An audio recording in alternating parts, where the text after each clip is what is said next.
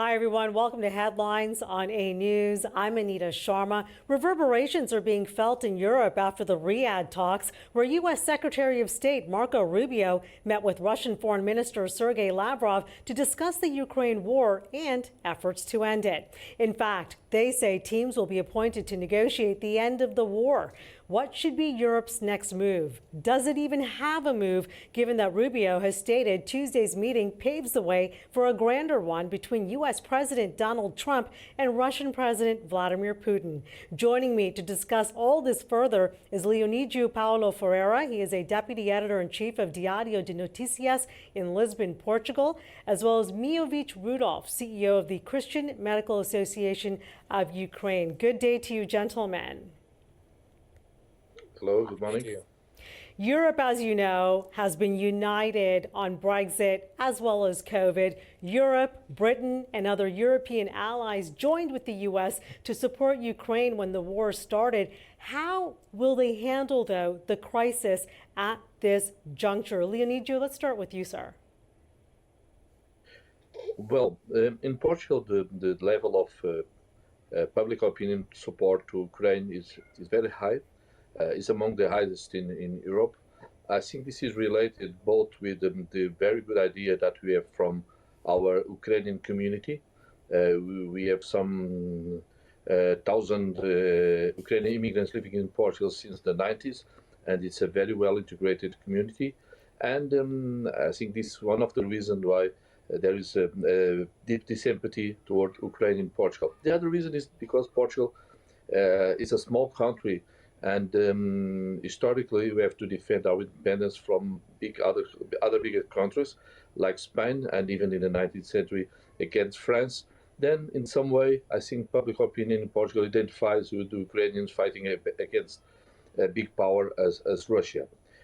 Anyway, I have to confess that even with this high level of public support among the public in general, the military effort of Portugal in terms of NATO budget is not enough, and probably this is something that will put our government in some difficulties dealing with the new US president. But related completely with Ukraine, the level of support among the public opinion is very high, and in general we try to support the Ukrainian war effort. Okay, thank you so much for that, Leonidio. Miovic, you just heard from Leonidio and how the people of Portugal are standing by Ukraine. How do you process that type of news? Well, we are absolutely grateful to Portuguese and the whole European Union for standing with Ukraine. Personally, we work with many European doctors from Portuguese also here in Lviv and all over the country. But obviously, we see that the time is changing, especially in recent news with Donald Trump administration and their vision on defense of Europe. And as a country that's fighting for freedom, I obviously can tell that Europe has to invest on defense much more than they are doing right now. So those urgent calls that we're already doing, they have to be not only talking about defense, but doing, and they have to show it by budget, increasing the budget on defense, because you're not going to have another chance. Putin, he didn't have a reason to invade Ukraine. He will find a reason to invade other Baltic and other countries. Unfortunately, it's reality, because that's how aggressor behave. If you negotiate with them, he will betray you. Okay, thank you so much for that. Leonidio, let's pick up on that point that Miovic just made, especially about Europe spending more on defense. That's pretty much what got this all started, right? You have a new U.S. president who's essentially said, look, we've been putting the money into NATO. Sure, that got us soft power over the last 75 years. But because Europe hasn't, quote unquote, paid to play, we're now going to take the reins of this and negotiate directly with Russia. What are your thoughts on that in terms of having Europe basically be united, and moving this conversation forward? Because right now, Europe literally does not have a seat at the table. Well, In terms of the military budget, we have to see that when Trump was elected the first time in 2016, at that moment there was 28 NATO members, and only 5 were among that respecting the 2% GDP budget. Nowadays, NATO has 32 members, and only 9 are not complying with the 2%. Portugal is one of these countries. Spain is another country, and Italy is another one. If you look to these 3 countries, all in the southern Europe, it's very difficult for a government to tell to the public opinion, even if like in Portugal, people support Ukraine, that we need to increase our military expenses because this will affect the health budget, the education budget, and the other parts of the system. Then it's difficult for a politician in Southern Europe, in special, to convince people that we need to increase the military budget. Because, and now I will speak especially about my country, Portugal is a very special European country in very ways. We are on the most western part of Europe, and except for our colonial wars in the 20th century, the last war in our territory was 200 years ago. This is something completely unique. The last time a country invaded Portugal, it was Napoleonic France. Then it's very difficult for a government to defend a big increase in military budget. This was not a problem until Obama and later Trump and even Biden start putting a pressure to increase the budget. Then now this is a problem for some southern European countries. When you look in terms of Europe answer to the new Trump policy, you will see that there is a divide between the 27 members of the European Union, not only in the terms of the support to Ukraine, but also in terms of the commitment to this increase in the military budget. And I think the problem, when you look for these politicians for the meeting in Paris some days ago, you will see that, for example, the Spanish Prime Minister, Pedro Sanchez, he was being very vocally in support of Ukraine, but this country is one that is spending less than 2% of the GDP. And this is connected with another thing that, as I told you, Portugal has no experiences of war in its territory for the last 200 years. But at the same time, Portugal and Spain and probably other Western countries, we don't feel Russia as a threat to us. This is a very big difference when we look to countries as the Baltic states, Finland, or Poland. Then our sympathy is completely honest. We deeply sympathize with the Ukrainians.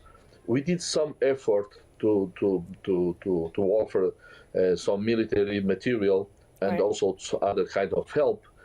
But in reality, even with this war in Ukraine, even with all this pressure from Trump, it will be very difficult to countries as Portugal and Spain, Italy, to spend more on the budget. And this is an extra difficulty to Europe as a group to answer to Trump. Thank you very much for that, Leonidio. Mijovic, off the top, I'm wondering, and I'm asking you both, what should be Europe's next move? I'm also curious, what should be Ukraine's next move? Because as Leonidio alluded to, we had the Paris summit take place on Monday, that hastily arranged summit whereby French President Emmanuel Macron brought together a few countries. And today we know the French president is also hosting Romania's interim president, and we'll have a video conference later with some of the countries that were not at the table in Paris on Monday.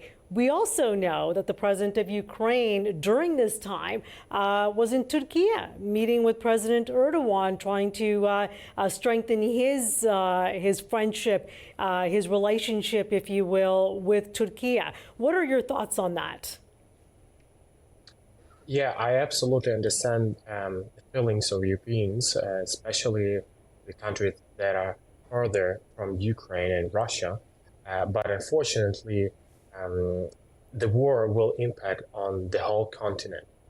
And even we, Ukraine, before full-scale invasion, were not ready, and we were talking about other investment, not in military, as a primary goal. Me personally, I used to be a doctor. I stopped to be a doctor, and I started to help the front, and I started to help military doctors and frontline soldiers. That how war impacts on everything. So it when, not if, because aggressor behave in the same way. When Putin will invade European countries, it will impact on the budget much more hard.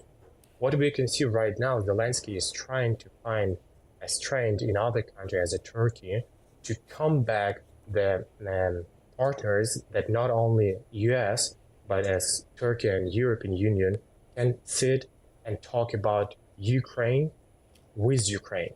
Because what we can see in Saudi Arabia happened, US and Russia negotiated about the future. And unfortunately, Europe is still not active enough because Monday meeting with Macron and other European leaders didn't bring any results, at least that we can see and discuss at this point of time. We hope in Ukraine that they will be much more proactive. Because it's not only about peace, it's about our future. We can spend today a little bit more on military budget than tomorrow lose people and spend much more and forget about all our other expenses on health, adventures, tourism, and other cultural moments. That's very important, but will not exist without peace that we all deeply need. Yeah, I'm sure Leonida would agree with you on that front. Gentlemen, as you know, the barbs are being exchanged. We heard from U.S. President Donald Trump yesterday, who essentially said he's quote unquote disappointed about the president of Ukraine's quote unquote complaints. And now we just found out Zelensky has fired back, stating, and I quote, "The U.S. president is trapped in a disinformation bubble. Ukraine is not for sale." Reaction, Leonida, from you first, and then Mijovich, if you please.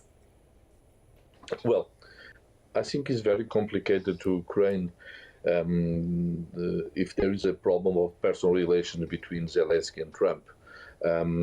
I understand that Zelensky is fighting for his country, is under a very heavy pressure from the last 3 years. His country is being occupied by foreign power. There are people dying, and obviously he's under a lot of pressure. But I think that he still needs to try to make some kind of deal with Donald Trump. I think it's impossible for a country as Ukraine to resist Russia without the help of the US. Even Europe will not be enough to support Ukraine. Then we know that in international relations, personal relations sometimes plays a role, and I think that Zelensky has reasons to be disappointed with Trump. But in terms of the national goal, in terms of the national interest of Ukraine, I think it'd be a good idea for him to put some pressure on Trump, criticize Trump in a certain way, but will be a big mistake to enter in a personal conflict with Donald Trump. We don't never know how Trump will react. He's a very emotional guy, but he's also the leader of the biggest power in the world, and the power that even dealing with Russia will be very important for the future of Ukraine. Mijovich, sir, your thoughts? I agree with you on the thought that without US support, we will not be able to stand. General Budanov, one of the main generals in Ukraine, approved this message in this morning. And absolutely, obviously, we need US on the board, standing with Ukraine, standing with democracy. Unfortunately, President Trump and his administration, literally in some line bubble, because he's continued to repeat misfacts like $300 billion that were not spent on Ukraine, or 4% support on Zelensky as Ukrainian, and that the whole time in Ukraine, we have different thoughts on Zelensky because we are a democratic country. We can criticize our president, and we are, but it's much more than 4%. Than President Trump mentioned yesterday. But unfortunately, he lives in some misfact bubble that we hope very much that he'll lead him not to bad decisions. So we need to talk the truth, to tell truth, because truth will lead to just peace. And does it have to be more than talk at this stage? Leonid, you talked about this, and you, of course, addressed this, Mijovic, the fact that, okay, the barbs are being exchanged, and it's a really delicate dance, right, that Zelensky is participating in right now. This is a public forum, presumably on social media posts, where both parties, many parties, are expressing their frustrations, if you will, and their ideas about how to move forward. So how does Zelensky move forward? We know that right now Europe is not united at this point for all the points that Leonidio mentioned. Of course, we have looming elections in many countries in Europe as well. That's going to make key politicians very reluctant to take a hard line on the Ukraine-Russia situation. But what moves does Zelensky essentially have? If he's coming out, can he be so harsh with Donald Trump? Will this win him points with a country that, let's face it, you both have acknowledged he ultimately needs? Leonidio, your thoughts? Well, I think Zelensky is a very sympathetic person for a lot of Europeans. We really appreciate the way how we deal with this conflict, the way how we decide to fight for his country. It must be really an exceptional leader to be able to resist to all the pressure of the last three years. But personally, I think that in this moment, he needs the most support from everybody, even from Donald Trump. I understand how he's disappointed. The US under Biden was really an ally and supporting a lot the Ukrainian war effort. In some ways, it was the reason why Ukraine was able to fight. It was both the determination of his leadership and his people, but also this international support from Europe, especially from the US. And now with the new American administration, obviously there is a big disappointment by Ukraine, and suddenly everything changed. And for Zelensky, even in terms of the emotional aspect, must be very difficult to deal with all this new situation. But as I told before, I think that the only option to Ukraine now is to try to attract the biggest sympathy possible from Trump. I think there is something that will play in favor of Ukraine, that is, Trump will never offer a complete victory to Putin. Trump has his own interest. There is also his view of the American national interest.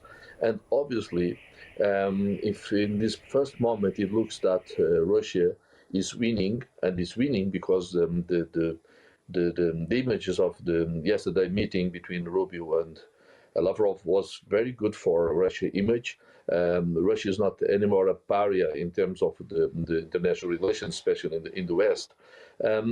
In the final, I think that Trump will put a lot of conditions on Putin, and this is the opportunity to Ukraine to play with the American interests, to play with the personality of Trump. Who obviously you want to be seen as the winner of this conflict, not Putin, and in this moment I think the best option to Zelensky is to try to accept some difficult opinion from US.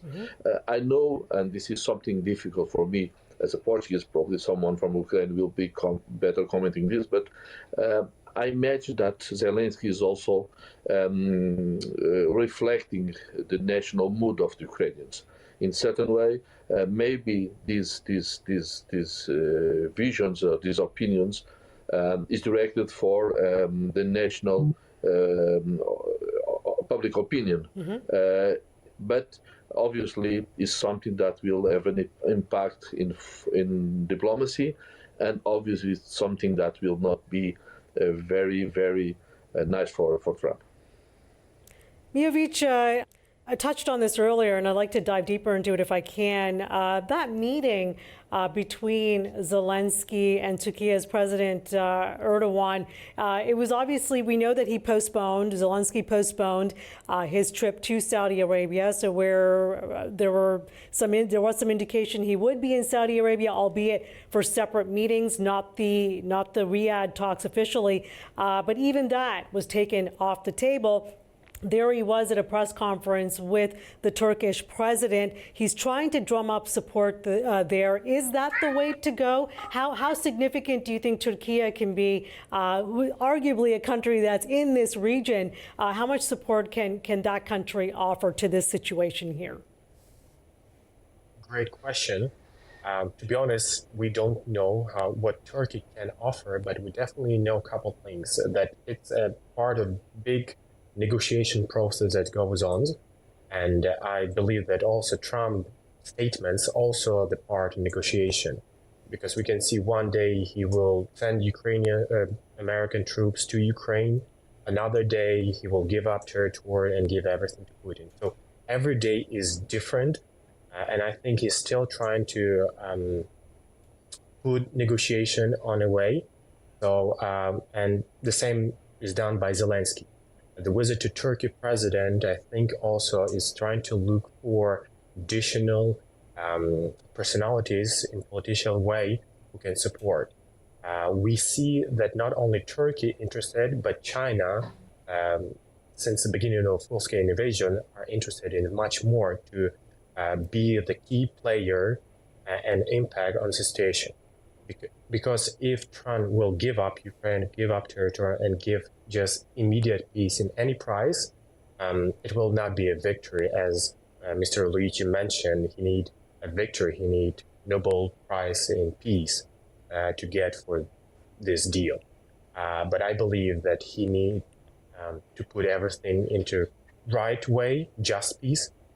So the visit Zelensky to President of Turkey, I hope, and what we can hear and see, it is looking for additional support, political voices. And we know that Turkey is in the middle. They are supporting Ukraine with the military a lot, but still they give a lot of freedom to your Russian companies with gas, oil.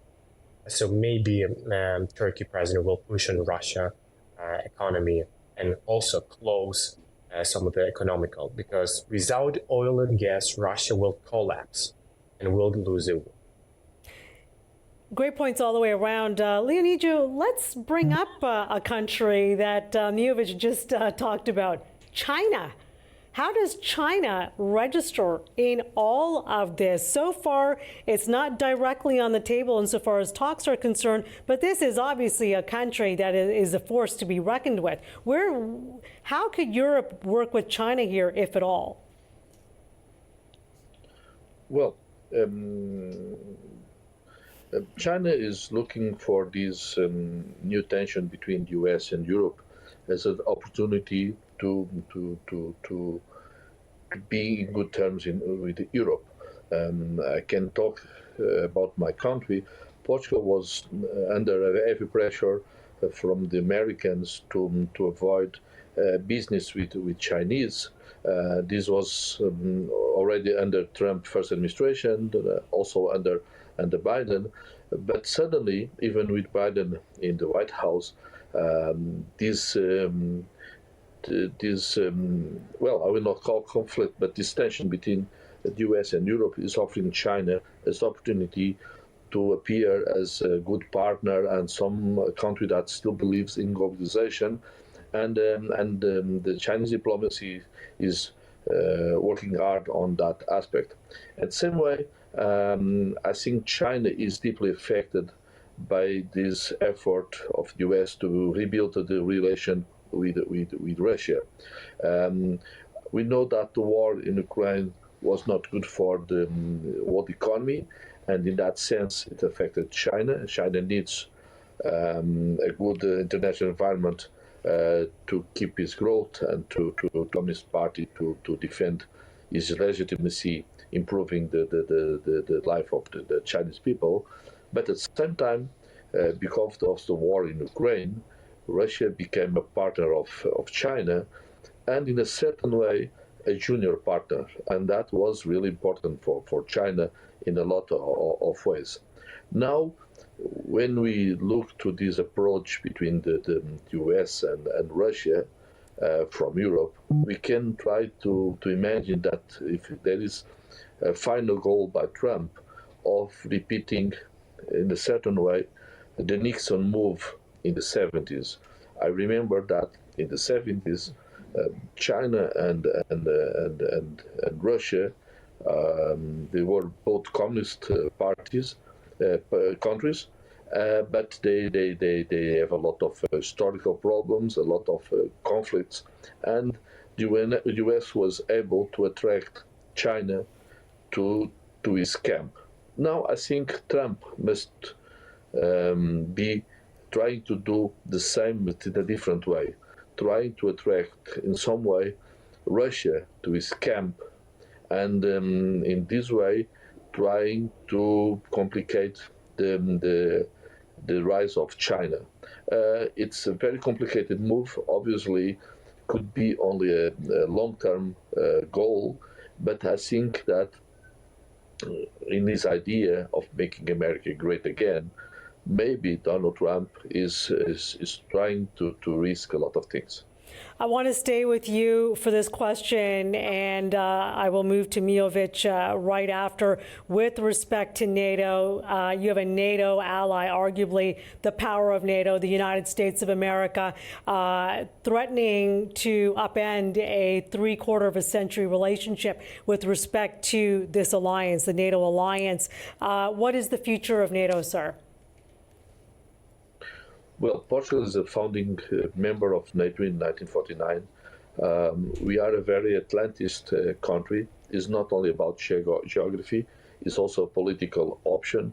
Our oldest ally is Britain. US is also a very old ally. Portugal was among the first countries to recognize US independence in the 18th century. Then, in terms of Portugal, NATO is essential, and our relation with the US is essential. We have a group of islands in the Atlantic, the Azores, that are geopolitical, very important for the US, and in that way, in that sense, it's a warranty that the relation will be always bilateral and of confidence. In terms of Western Europe in general, I think that most countries want NATO to survive. NATO is really the most successful military alliance in history, and it was something important for Europe, but it's also something very important for the US. In a lot of different moments, and NATO was the essential partner of US. I just give you an example. Sure. After 9/11, when the US decided to have an effort in Afghanistan, NATO was important to be there. Germany was there, Britain was there, Portugal was there. Then I think even for the national interests of the US, there is no alternative to NATO. But Trump, he really wants a different kind of NATO. He really wants the Europeans to spend more in military budget, and in a certain way, I think is correct in doing in asking for this, because countries as Spain, Italy, even big country as Germany, they are avoiding to spend in military. and they are asking the Americans to protect the country. Then I think the survival of NATO is possible. I think it's both in the interest of Europeans and Americans, but obviously the Europeans will have to increase the military budget to have opportunity to regain the trust of the Americans. All right, thank you so much for that. Mijovich, final question to you. It concerns NATO, but as you know, of course, in a different way. It looks like Russia is still digging its feet in with respect to the idea of Ukraine entering NATO. And it's a hard no, according to the talks coming out of Riyadh yesterday. Your final thoughts on NATO and how it pertains to Ukraine, sir? Yeah, it is again a lie that NATO promised never move to east. This is a lie that was done by Putin again. But a future of NATO, I'm definitely sure that it has to be connected with Ukraine, because only Ukrainian army has knowledge for a new type of war. Because you can invest in tanks, jets, but a new type of war is a drone war. And I know a lot of my guys, military soldiers, that are reinventing the war and impacting the war every day. And it's changing not every year, but every 3 months. You have to apply, you have to do new research with drone, because it is very fast. So Ukraine has to give this knowledge to European Union, to European countries that are in NATO. So it can be different ideas, maybe armed forces of Europe, maybe Ukrainian NATO. We don't know exactly what is going to be in the end of negotiation, but we're definitely sure that it has to be some form of uniting European armies with Ukrainian army, because we have this knowledge and we're ready to share. I just recently talked to some of our trainers that do a tactical medicine training and other military training. Right now, when Ukrainians go in for education to European countries such as UK or Germany or France, some of them, they are educating those French, Germans army. They're giving them lessons, because the war with drones is absolutely different. Mm-hmm. It is being changed, and we are ready to share with this. We understand that we can give you knowledge, you can give us support. Yeah, it's all about tech now, isn't it? Any country, name your country, is very reluctant, almost refusing to send human beings into any such type of war. But technology is certainly where it's at. I said it was a final question, but I do have one more. Speaking of tech, I'd be remiss if I didn't bring up a country where a lot of this tech originates from, India. Is there a way that these countries can collaborate with India if tech is the future, if this is the way we're going? As you said, Mijovich, with respect to the war now, strategies are being revised on a monthly basis, not an annual basis or a decades-long. Mijovich. The India was a very silent player during the war, so they mostly work economically with Russia, and we have never seen any kind of support. Some medical humanitarian support was done in the beginning, but very few. They impacting a lot on Russian economy, and we see that by the oil contracts that they're one of the main buyer, as is China. So we believe if India will somehow push on Russia economically, they will be able to have lower position and less economy and less opportunity to fight and continue the war. So if India, maybe they not impacted on the war directly, but they can impact if they would like to do it. Unfortunately, we can see definitely right now that there are no wish, and they still support Russia war machine undirectly. Well, it's definitely a new world order, right? Geopolitics is absolutely moving in a different direction.